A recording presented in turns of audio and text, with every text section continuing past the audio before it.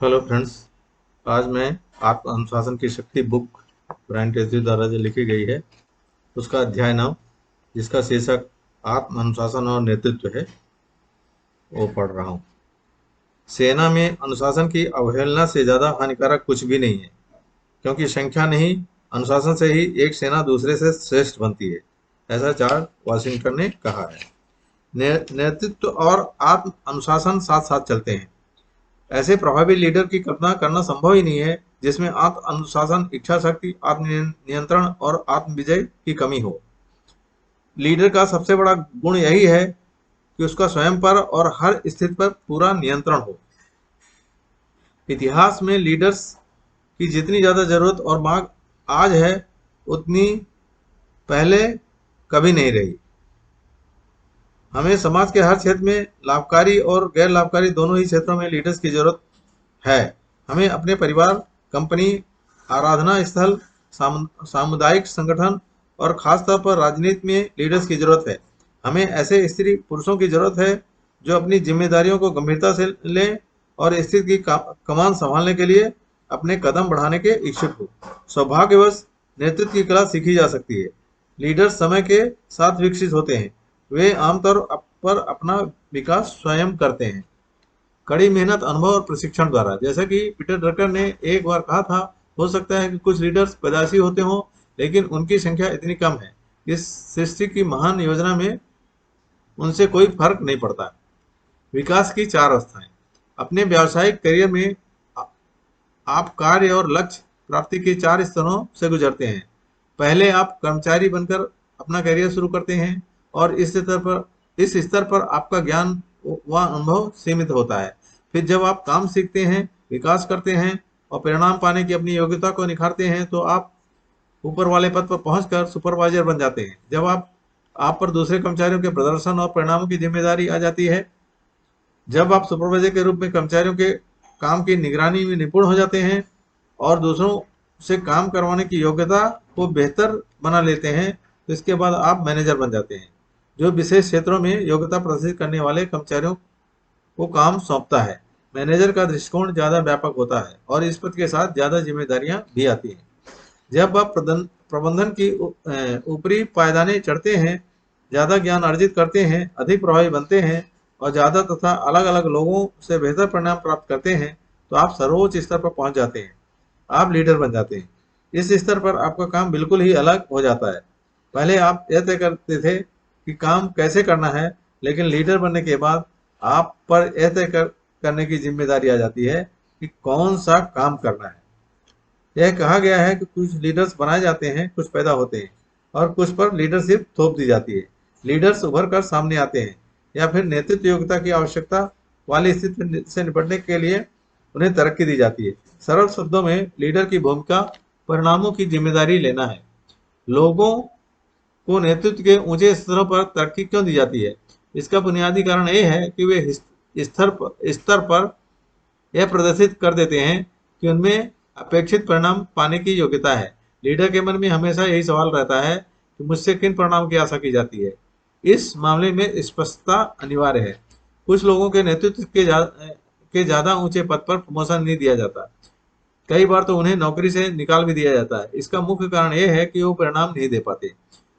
वे उनसे अपेक्षित सबसे महत्वपूर्ण काम नहीं कर पाते, न ही वे उनसे अपेक्षित परिणाम दे पाते हैं। लीडर्स के पास भविष्य दृष्टि होती है, मतलब लीडर्स के पास विजन होता है। जेम्स मैकफर्सन ने लीडर्स पर 3300 अध्ययन किए हैं। इसके आधार पर इस नतीजे पर पहुंचे कि नेतृत्व का पहला गुण है भविष्य दृष्टि, यानी विजन। लीडर्स के पास भविष्य दृष्टि होती है। उनमें भविष्य में आगे तक देखने की क्षमता होती है, जिसके आधार पर वे एक स्पष्ट मानसिक चित्र बना सकते हैं कि वे अपने संगठन को कहां ले जाना चाहते हैं। उनमें अपनी भविष्य दृष्टि दूसरे तक पहुंचाने की योग्यता होती है और अंततः उनमें उस भविष्य दृष्टि या स्वप्न को साकार करने के लिए दूसरों का समर्पण पाने की क्षमता भी होती है। आप लीडर तब बनते हैं जब आप परिणामों की जिम्मेदारी स्वीकार करते हैं। आप लीडर तब बनते हैं जब लीडर की तरह सोचना, काम करना और बात करना शुरू कर देते हैं। आप लीडर तब बनते हैं जब आप अपने और अपनी कंपनी, अपने जीवन या अपनी जिम्मेदारी के क्षेत्र में भविष्य दृष्टि विकसित करते हैं। लीडरशिप और भविष्य दृष्टि के महत्व पर सैकड़ों पुस्तकें लिखी गई हैं। उन सभी के सार रूप में एक ही सिद्धांत बताया गया है। सेनापति के पास विजय की भविष्य दृष्टि होती है, जिसे वो कभी अपने नजरों से ओझल नहीं होने देता। सीईओ के पास कंपनी के उत्कृष्ट प्रदर्शन और सफलता की भविष्य दृष्टि होती है, जिसके प्रति वह पूरी तरह समर्पित होता है। लीडर्स मानदंड तय करता है। लीडर पूरे संगठन के मानदंड या पैमाने तय करता है। यह संभव ही नहीं होता है कि संगठन के किसी भी अन्य व्यक्ति के पास लीडर से ज्यादा स्पष्ट भविष्य दृष्टि हो या वह उत्कृष्टता के ज्यादा ऊंचे पैमाने पर कार्य करे। इसी कारण लीडर रोल मॉडल होता है। वो संगठन के हर व्यक्ति के मनोबल और मनोदशा को तय करता है। लीडर का व्यक्तित्व और कार्यशैली कंपनी के हर कर्मचारी, संगठन या विभाग पर प्रभाव डालती है। किसी कंपनी में मनोबल नीचे के ऊपर नहीं उठता है। वास्तव में यह तो शिखर से यानी लीडर के नीचे के कर्मचारियों तक आता है। लीडर के व्यवहार का हर कर्मचारी के व्यवहार पर प्रभाव पड़ता है। यदि लीडर सकारात्मक, आत्मविश्वासी और उत्साही है तो संगठन के हर व्यक्ति पर उसके इस व्यवहार का प्रभाव पड़ेगा। परिणाम यह होगा कि हर कर्मचारी ज्यादा सकारात्मक, आत्मविश्वासी तथा उत्साही बन जाएगा। जो कहें वही करें। जब आप लीडर बनते हैं तो आपको लीडर जैसे बनने के लिए खुद को अनुशासित करना होगा। आपको लीडर की भूमिका के अनुरूप चलना, बात करना और काम करना चाहिए। तब आपकी जिम्मेदारी अलग हो जाती है और एक भिन्न व्यक्ति बन जाते हैं। ऊपर की सीढ़ियां चढ़ते समय शुरुआत में आप स्टाफ या सेलर टीम के सदस्य होते हैं। मैनेजर बनने पर आप प्रबंधन का हिस्सा होते हैं। इसका मतलब है कि जूनियर कर्मचारी के रूप में आपका दृष्टि केंद्र ऊपर की तरफ और इधर उधर होता है, लेकिन लीडर बनने के बाद आपका दृष्टि केंद्र नीचे की ओर हो जाता है, उन सभी कर्मचारी की ओर जिनके प्रति आप जिम्मेदार हैं। शायद लीडर का सबसे महत्वपूर्ण काम यह है कि वो रोल मॉडल बनने के लिए खुद को अनुशासित करे। कल्पना करें कि हर व्यक्ति आपको देख रहा है और आपके व्यवहार के आधार पर अपने कार्यों को और शब्दों को ढाल रहा है। लीडर बनने के बाद आपके पास आराम से बैठने की विलासिता नहीं होती। जिस पल आपको लीडर के पद पर तरक्की मिलती है, आप पर अपने शब्दों और व्यवहार को इस तरह अनुशासित और नियंत्रित करने की खास जिम्मेदारी आ जाती है ताकि आप अपने संगठन और कर्मचारियों के लिए सबसे संभव परिणाम प्राप्त करें।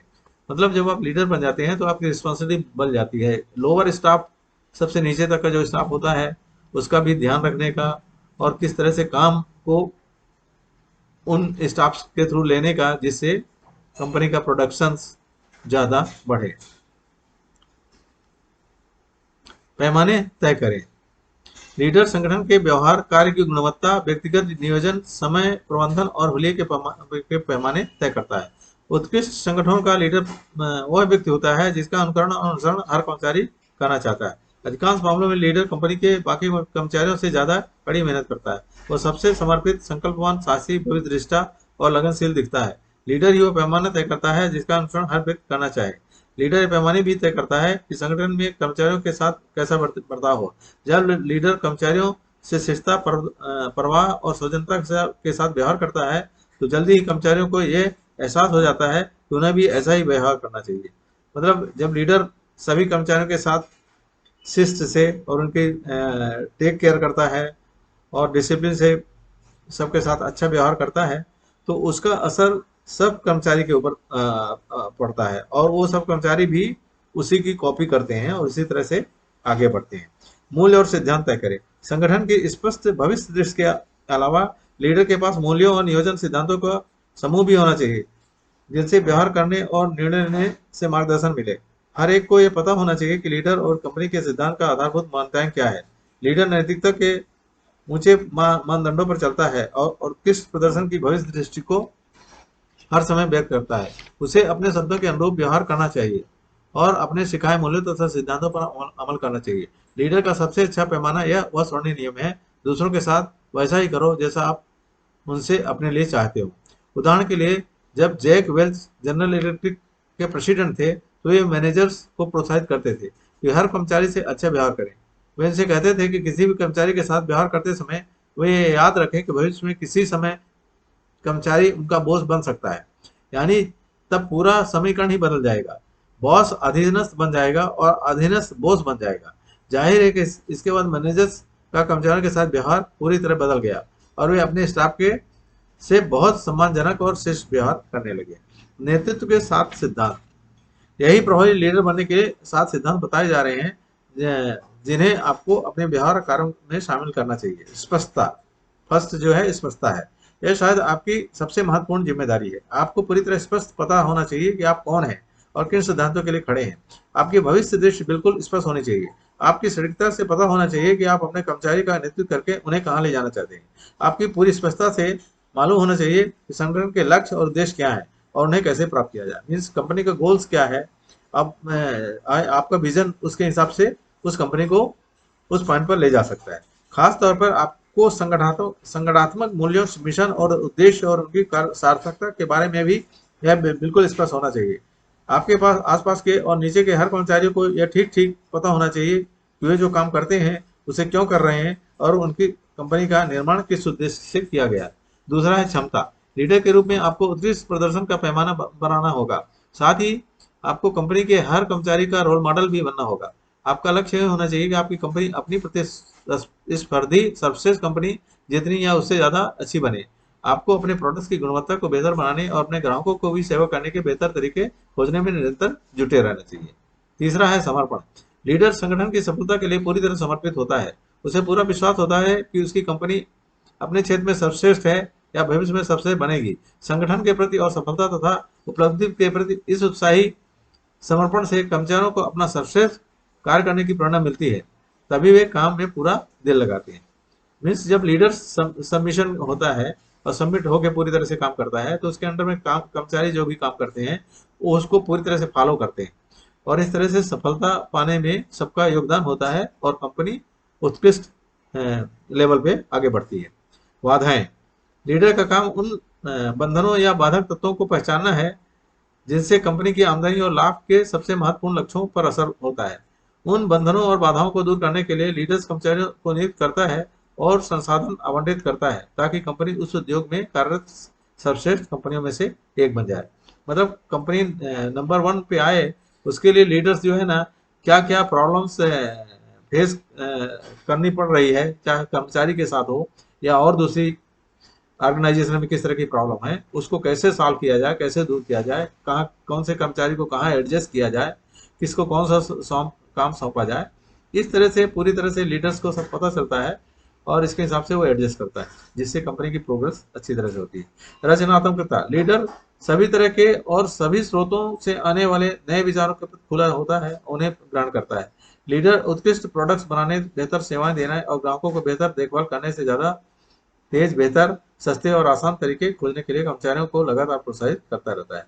निरंतर सीखना। लीडर में पढ़ने और ऑडियो टेप सुनने की आदत होती है। एग्जीक्यूटिव के रूप में वह अपने व्यक्तिगत ज्ञान और योग्यताओं को बढ़ाने के प्रति समर्पित होता है। अपनी योग्यताओं को बेहतर बनाने के लिए उसे अतिरिक्त सेमिनार्स और कोर्सेज में भी हिस्सा लेना चाहिए।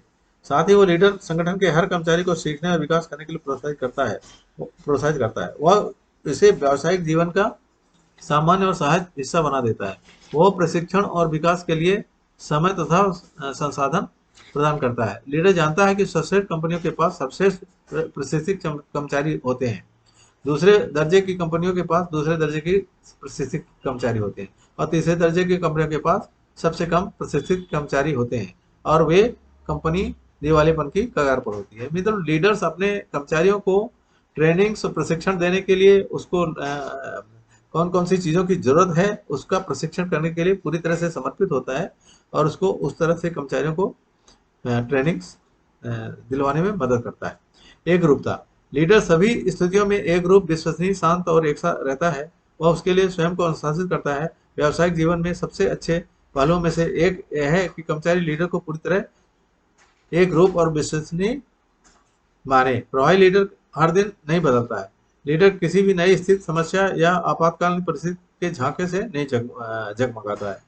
इसके विपरीत वो शांत, सकारात्मक और आत्मविश्वासी होता है, खासतौर पर दबाव में। मीन्स लीडर के पास जब कभी प्रेशर भी आता है तो भी वो पूरी तरह से शांत रह के सही डिसीजंस लेके कंपनी की प्रोग्रेस के लिए पूरी तरह से एक्टिव रह के काम करता है। अवश्यंभावी संकट।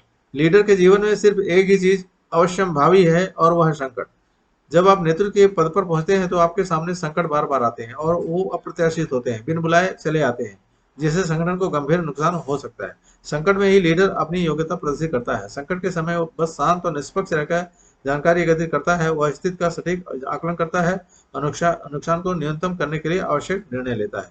महान लीडर्स खुद को अनुशासित करके अपने डर और शंकाओं को गोपनीय रखते हैं। वे अपनी चिंताएं और अपने स्टाफ को नहीं बताते हैं। वे जानते हैं कि इससे कर्मचारियों को दुविधा उत्पन्न हो सकती है और मनोबल में कमी आ सकती है। इसके बजाय लीडर बहुत से सवाल पूछता है और स्थिति की गहराई से जांच पड़ताल करता है ताकि वह पूरी तरह से समझ ले। बहरहाल वो अपनी भावनाएं गोपनीय रखता है। मीन्स लीडर्स शांत होके पूरी तरह से कोई भी प्रॉब्लम भी होता है ना, तो उसको टेकल करता है, समझता है, पूरी तरह से जानकारी लेता है और उस प्रॉब्लम को सॉल्व करने में पूरी तरह से अपना योगदान देता है। जहां तक संगठन के कर्मचारियों का सवाल है, उन्हें लीडर हमेशा शांत, सकारात्मक, आरामदेह और पूरे नियंत्रण में दिखाई देता है, चाहे परिस्थिति कैसे भी हो। लीडर्स मतलब टोटली कंट्रोल पोजीशन में रहता है, जिससे किसी कर्मचारी को पता भी नहीं चलेगा कोई प्रॉब्लम आ रही है, कोई संकट आ गया है। आत्मनियंत्रण और नेतृत्व, स्वयं और अपने व्यवहार को अनुशासित करने की आपकी क्षमता और नेतृत्व करने की आपकी योग्यता के बीच सीधा संबंध होता है। जब आप दूसरों के सामने यह साबित कर देते हैं कि आपका स्वयं पर पूर्ण नियंत्रण है, तभी उनमें यह आत्मविश्वास आता है कि वे आपको लीडर बना दे और बनाए रखें। लीडर जानता है कि उसकी बातों को बढ़ा चढ़ा कर बताया जाता है, इसलिए लीडर्स कर्मचारियों की प्रशंसा करता है, उन्हें प्रोत्साहित करता है, उनके सामने भी और पीठ पीछे भी। वो भी कोई भी ऐसी नकारात्मक बात नहीं कहता है जिसकी गलत व्याख्या हो सके। वो किसी को हतोत्साहित करने या चोट पहुंचाने वाली बात नहीं करता है। अगर किसी कर्मचारी के संबंध में उसे कोई समस्या आती है तो वह उसे अकेले में बुलाकर बातचीत करता है। नेतृत्व के गुण, लीडर्स हर विस्तृत विवरण की योजना बनाने, तैयारी करने, व्यवस्थित करने और जांच करने के लिए खुद को अनुशासित करता है। वे किसी चीज को नजरअंदाज नहीं करते। वे सवाल पूछकर हर स्थिति, समस्या या मुश्किल को पूरी तरह समझ लेते हैं। महान लीडर्स इस तरह कार्य करते हैं जैसे वे कंपनी के मालिक हों। उनमें व्यक्तिगत उत्तरदायित्व बहुत अधिक होता है। लीडर समस्या के लिए कभी शिकायत नहीं करते हैं, बहाने नहीं बनाते और दूसरों को दोष नहीं देते। लीडर्स बहुत ही कर्म केंद्रित होते हैं। वे सावधानी से जानकारी एकत्रित करते हैं और आवश्यक निर्णय लेते हैं। वे पैमाने और मापदंड स्थापित करते हैं तथा दूसरों के प्रति उन्हें अनुरूप प्रदर्शन करवाते हैं। वो इस बात पर जोर देते हैं कि काम तुरंत और अच्छी तरह हो। लीडर्स शिखर तक पहुंचते हैं। लीडर किसी संगठन के शिखर पर उसी प्रकार पहुंच जाते हैं जिस प्रकार मलाई दूध में ऊपर उठ जाती है। जब आप परिणाम प्राप्त करने की पूरी जिम्मेदारी स्वीकार करते हैं, अपने सबसे महत्वपूर्ण कार्य पूरे करने का ध्यान केंद्रित करते हैं, अपने ज्ञान और योग्यताओं को निरंतर बढ़ाते रहते हैं, साथ ही अपनी कंपनी में महत्वपूर्ण योगदान देने की क्षमता में वृद्धि करते रहते हैं और दूसरे लोगों के साथ दयालुता तथा परवाह भरा व्यवहार करते हैं, तो आप स्वाभाविक लीडर के रूप में उभर आएंगे। जैसे जैसे आप अपने संगठन के प्रति मूल्यवान योगदान देने की अपनी बढ़ती हुई योग्यता प्रदर्शित करते हैं, आपके ऊपर नीचे नहीं आसपास के लोग ये चाहेंगे कि आपकी तरक्की देकर नेतृत्व के पद पर पहुंचा दिया जाए और आपके वहां पहुंचने के बाद वे आपको पूरा सहयोग देंगे। लीडर की तरह चलना, बोलना, कार्य करना और दूसरों के साथ व्यवहार करना जीवन में आपका प्राथमिक लक्ष्य है। अंततः आपका यह आपको वे प्रदर्शन के अनुरूप बन जाएगा। अगले अध्याय में आप सीखेंगे कि अपने व्यावसायिक जीवन और गतिविधियों में ज्यादा सफल होने के लिए आवश्यक अनुशासन कैसे विकसित किया जाए और उनका अभ्यास कैसे किया जाए। तो नेक्स्ट अध्याय नंबर 10, आत्म अनुशासन और व्यवसाय, अगले दिन का सेशन लेंगे। थैंक यू दोस्तों।